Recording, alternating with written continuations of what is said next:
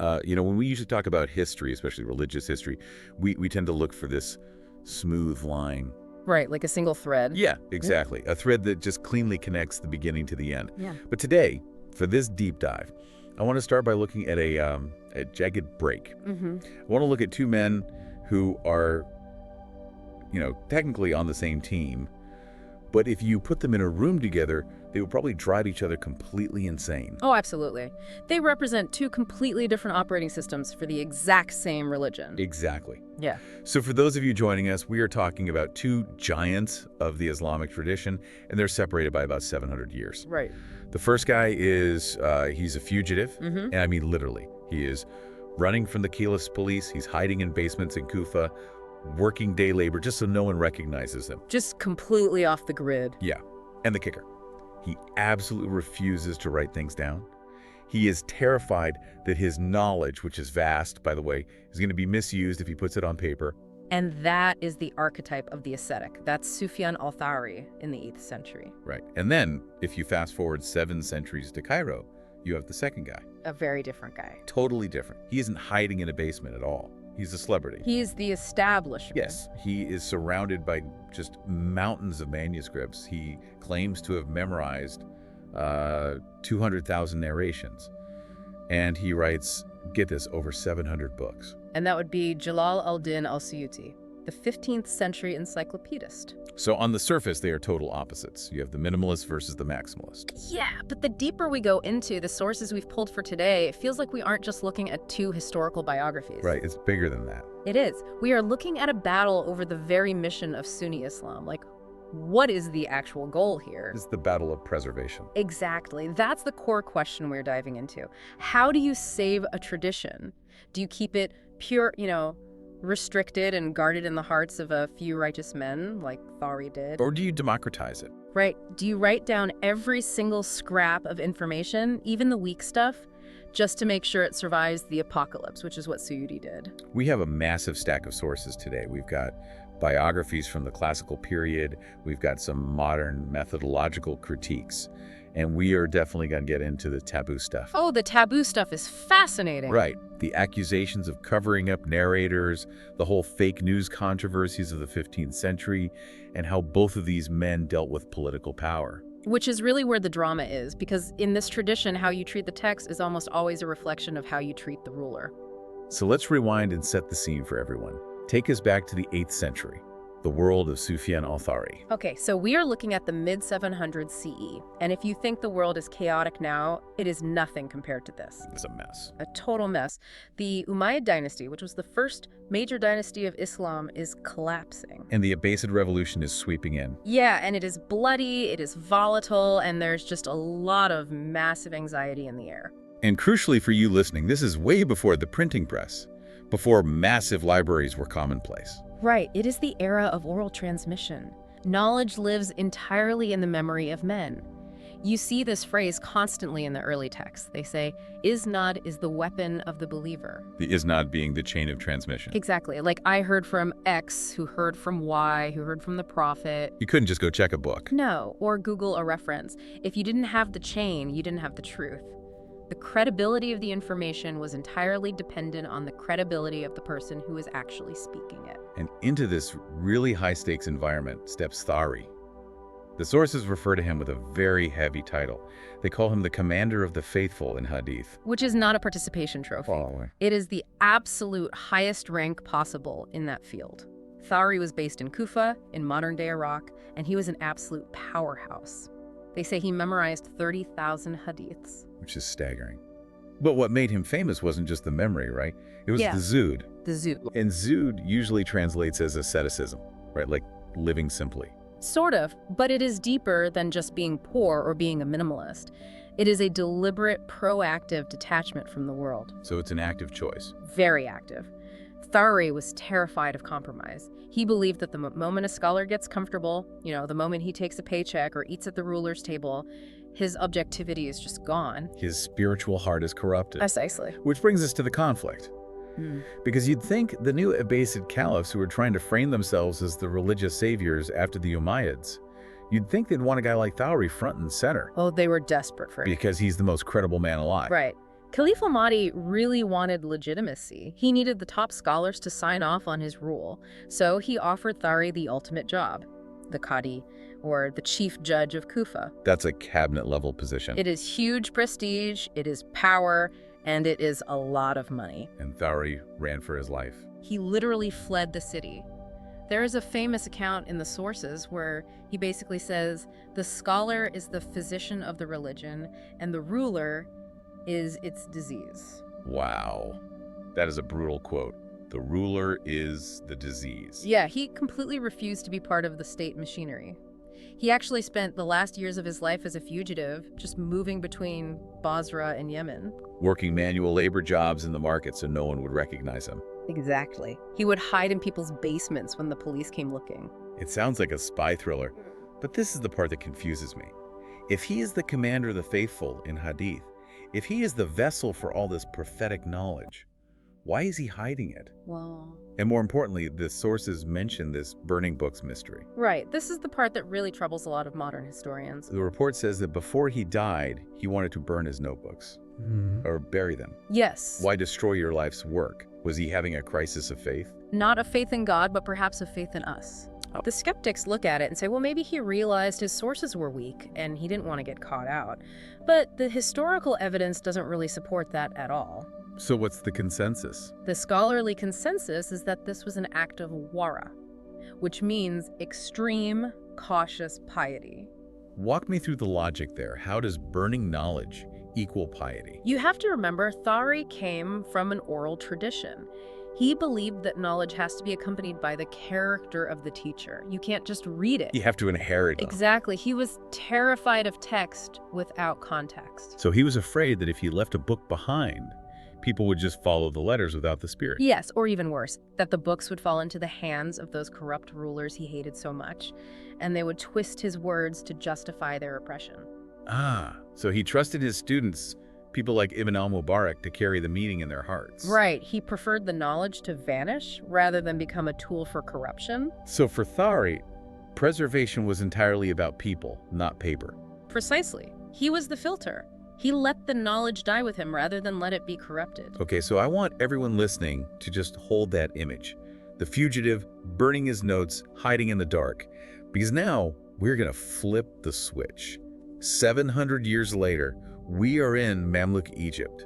A totally different world. Yeah. The chaos of the early years is gone. The religion is codified. We have these massive madrasas, which are state-sponsored colleges built by the Sultan. We have libraries. We have a real manuscript culture. And enter Jalal al-Din al-Suyuti. The man who read everything. Literally everything. Suyuti is what we call a polymath. He mastered tafsir, which is exegesis, hadith, law, history, grammar. And from what the sources say, he wasn't exactly humble about it. Not at all. I read that he declared himself the Mujahid, the reviver of the century. He did, and as you can imagine, that rubbed a lot of his contemporaries the wrong way. I'm sure. He had this massive rivalry with a scholar named al-Sakhawi. They were constantly writing takedowns of each other. Sakhawi basically accused him of being a plagiarism machine. It's just copying other people's work and slapping his name on it. Exactly. But Suyuti had a defense for that, didn't he? Right. It wasn't just ego. No, it was a mission. And this is where that maximalist approach comes in. You have to remember his historical context. This is post-Mongol invasion. Right. The Islamic world had seen Baghdad burn in 1258. They had seen the greatest libraries in the world thrown into the river. The ink from the books literally turned the Tigris black. So Suyuti had a deep, almost ancestral anxiety that civilization was fragile. Exactly. So while Thawri was afraid of corruption, Suyuti was afraid of extinction. Wow. Suyuti's goal wasn't to filter, his goal was to back up the hard drive. He compiled these massive encyclopedias like his Jamie's collections. Oh. He included authentic hadiths, weak hadiths, even some fabricated ones. Let's pause there, because this is a huge point of contention in the sources. He included fabricated hadiths on purpose. Yes. And this is the big controversy. Critics ask, did he dilute the religion by including fake news? If you are an expert, shouldn't you be deleting the spam? It does seem counterintuitive. If your job is truth, why save the lies?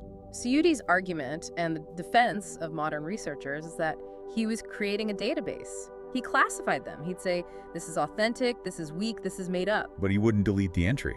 Right. He wanted to ensure that 500 years later, Researchers like us would even know those weak narrations existed. If he deleted them, we wouldn't know they were ever part of the conversation. That's a really crucial distinction. Thawri is the editor who cuts the scene because it doesn't fit the tone, but Suyuti is the archivist who keeps the blooper reel because it's part of the production history. That is a perfect analogy. Thawri is the filter, Suyuti is the bucket. But it gets messier. We can't really talk about these two without addressing the taboo questions in the source material. We touched on Suyuti keeping fake hadiths, but Thawri has a skeleton in his closet too. He does. The sources keep mentioning something called tadlis. Ah, tadlis.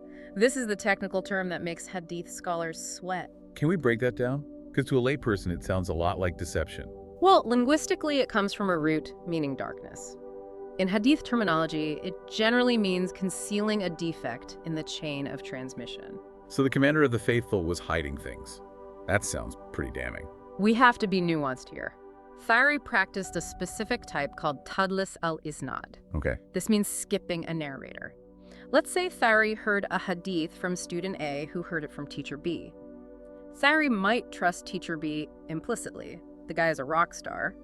But he thinks student A is a bit weak, or maybe student A is young and unknown and might make the chain look bad. So he just cuts student A out of the chain and says, from teacher B. He wouldn't say, I heard it from teacher B, because that would be a lie. Right. He would use a vague term like an N, which just means from. It implies a connection without explicitly claiming he heard it directly. Okay, I have to be the skeptic here. That sounds like laundering. It does. You're cleaning up the chain to make it look stronger than it is. That's exactly what his critics said.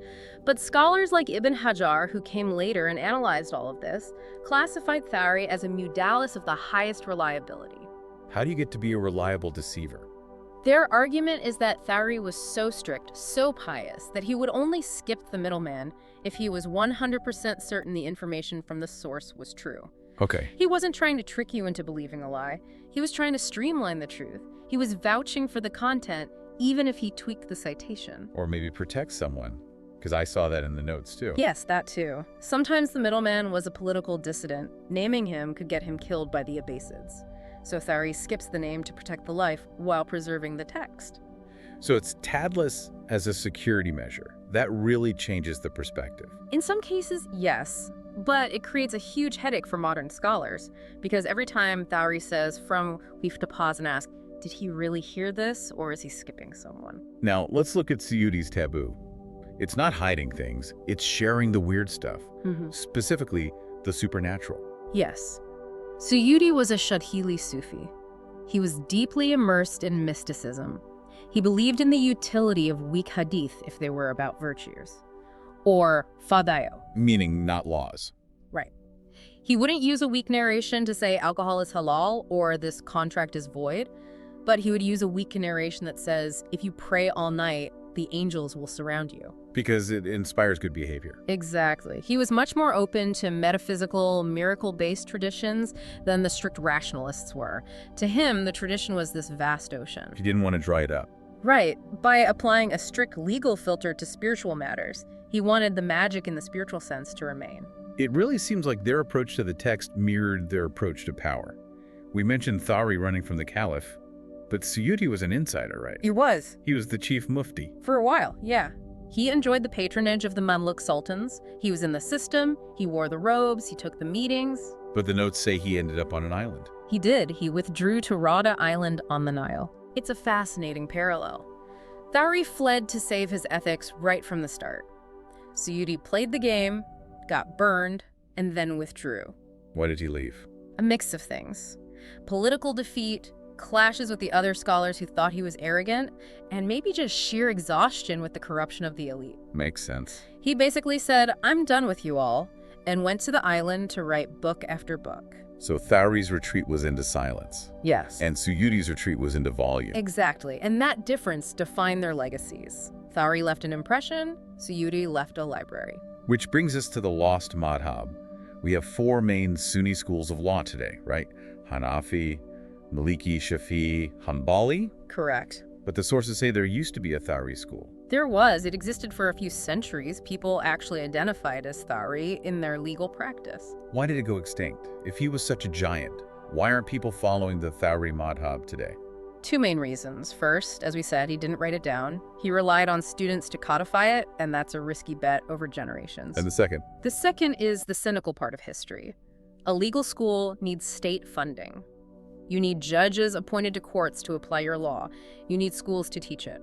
And Thawri hated the state. He refused to play ball, so the state funded the Hanafis and the Malikis instead. Thawri's principles, his refusal to compromise, actually killed his institution. That is the tragedy of it, or the triumph, depending on how you look at it. He kept his soul, but he lost his school. True. His actual legal rulings were absorbed into the other schools, so the DNA is still there, but his independent identity disappeared. There is one more angle on Thawri we have to touch on, because the sources highlight how relevant this is to the sectarian divides we see today, the Shi'i connection. This is complex. And to be clear, we are just looking at what the historical texts record here without taking a stance. Of course. Thawri is a Sunni hero, but one of his main teachers was Jafar al-Sadiq, the sixth Imam of the Shia. That's a massive crossover. You don't often hear about the pillars of Sunni Islam studying under the Shia Imams. It really shows the fluidity of that early era. Thawri respected Jafar al-Sadiq immensely as a scholar and as a descendant of the Prophet, but he drew a hard line at the politics. The imate. Right, the idea that the imams are the infallible political leaders. Thawri rejected that. Okay. There are even reports, though, some are controversial, where Thawri is depicted tearing up a paper dictated by Jafar al-Sadiq because it contained pro-Alid political content. He tore up his teacher's notes. That's the story. It highlights the tension perfectly. He wanted the spiritual knowledge of the Prophet's family, but he refused to sign on to their political claim to rule. So where does that leave him with modern Shia sources? It's mixed. Some view him as a tool of the Sunni establishment because he didn't support the revolt. Others respect him as a reliable narrator who transmitted from the Imams. It's messy. And that brings us to the modern day. Who claims these guys now? Well, modern Salafists and reformists love Thawri. He is the archetype.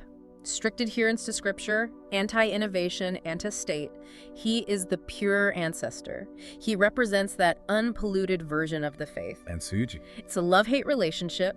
They criticize him heavily for being a Sufi, for believing in saints, for collecting weak hadiths. They think he let way too much superstition into the religion, Right. but they can't do their work without him. Because he owns the library. Exactly. If you want to research the history of the Quran or the reasons for revelation or the variants of hadith, you have to open Suyuti's books. He's the crazy uncle you can't ignore because he's the only one who organized the family photo album. So let's try to synthesize this for everyone listening. We have two operating systems for the same mission. You have Thawri, the conscience. Oral, strict, independent. He is willing to let knowledge vanish rather than see it corrupted. And Suyuti, the library. Yeah. Written, comprehensive, institutional. He is willing to preserve the corruption just to ensure the history survives. It's the tension between quality and quantity, purity and preservation. And the Sunni tradition, as it stands today, is basically a blend of both. It has to be. Without Thawri's rigor, the religion loses its core authenticity. But without Suyuti's preservation, we wouldn't even know what that context looked like. We need the filter, but we also need the bucket. It makes you wonder, though, if Thawri walked into a modern library and saw Suyuti's 700 books, including all those weak narrations he tried so hard to filter out, what would he do? Oh, he might try to burn the library. He probably would. He'd bring the matches. But then again, if Suyuti traveled back in time and saw Thawri refusing to write anything down and burning his own notes, he would be having a complete panic attack that the knowledge was going to die. So here is the thought I want to leave you with today. Yeah. We live in an age that is very much a Suyuti age. Definitely. We are drowning in information. We have hard drives and servers full of data. Some of it's correct, some of it's incorrect, and a lot is everything in between. We are all archivists now. But do we have the filter? That is the question. If Thawri refused to write down his knowledge for fear of it being misused, and Suyuti wrote down everything regardless of its truth, which approach actually served us better? Right. Did the loss of Thawri's specific books matter if his methodology was absorbed? Or did the preservation by Suyuti accidentally canonize errors? Think about how modern algorithms canonize errors today just because they scrape the data. Are we doing the same thing? It forces us to ask, is it better to know less but know it's true? Or to know everything and risk believing a lie? Something to chew on next time you're doom scrolling. That's it for this deep dive. Thanks for listening.